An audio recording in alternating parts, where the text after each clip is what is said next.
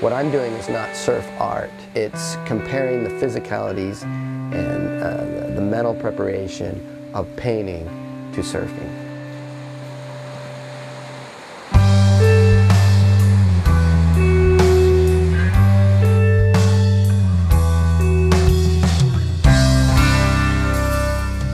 How is surfing similar to painting?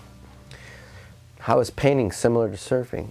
And let me back up a little bit. For the last 8 years, I've been doing these panel paintings. I would paint 5 panels at a time. And here in my painting shack, I would take the last one, make it the first one, and add 4 more. And I was just continuing painting, and I'm up to, geez, I've lost count, over to 80 panels. So with these panel paintings, in a sense, when you have no left and right borders and you blow off those borders, what kind of compositions naturally require? Well, about 20 panels into it, about a year into painting on these panels, I noticed a wave-like composition.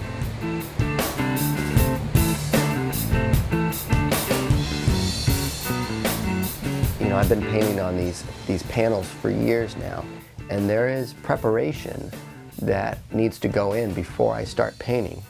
And just like in surfing, there's preparation you have to do. Simple things like getting your wetsuit and your surfboard together, walking down to the beach, putting that wetsuit on.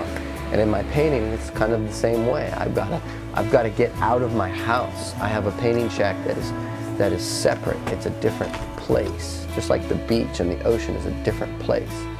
And I have to walk up to my painting shack and actually put on you know, my paint jeans and my paint sweatshirt, just like I would a wetsuit. And it mentally prepares me for what I'm about to do, that preparation.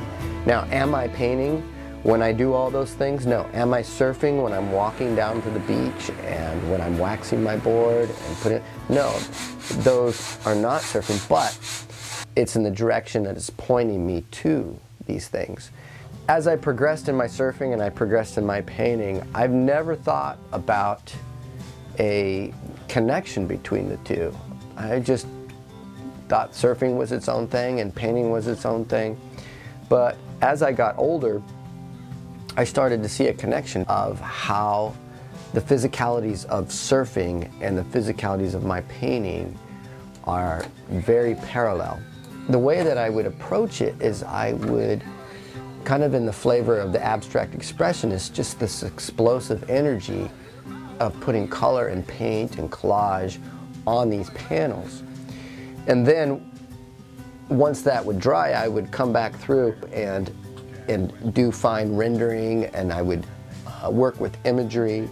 And so I had this very explosive energy at the beginning, and then it would be fine-tuned and focused on rendered images throughout my panels. And then the connection I finally made with surfing is that explosive energy on a blank canvas is a lot like paddling. When you paddle into a wave, you have to have this explosive energy to get into a wave. And then once you're on the wave, nothing in the world matters. You have this extreme focus. The wave commands a focus from the surfer. Just like when I go to do my rendered images, they command a focus. And then a lot of times the images that I paint that are laid on top of the explosive abstract expressionist type painting, a lot of times I see those as the waves. And you know, for example, the horse and the skull and the bees, and for some reason, you know, a lot of artists, we get these images in our head and we don't know why. And I almost see like those are the waves in the distance, and they come closer to us. And then we finally get to ride them. We finally get to focus on them. And so I almost look at my painting as almost like surf sessions, you know, where I have these kind of chapters in my painting, just like I have segments of time in my day when I go out into the water and paddle out.